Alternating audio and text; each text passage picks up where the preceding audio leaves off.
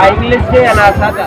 Hello friend, તો બધા કેમ છો? મજામાં છો? આજે અમે આવ્યો છે નિષ્કલંક મહાદેવ કોળિયાદ ધામે કે 10 દિવસ પૂરા થઈ ગયા છે અને દશામાનું વ્રત હતો. તો આજે અમે દશામાને પધરાવા આવ્યા છે અને અહીંયા દશામાની મૂર્તિ નાની મોટી કેટલી છે, તમે દર્શન કરી શકો છો. આ માજી જે છે તે અહીંયા બધા પૂજા કરીને વહી જાય છે. કમર કાંકડી અને સોપારી હોય તે વીણી રહ્યા છે આ માજી.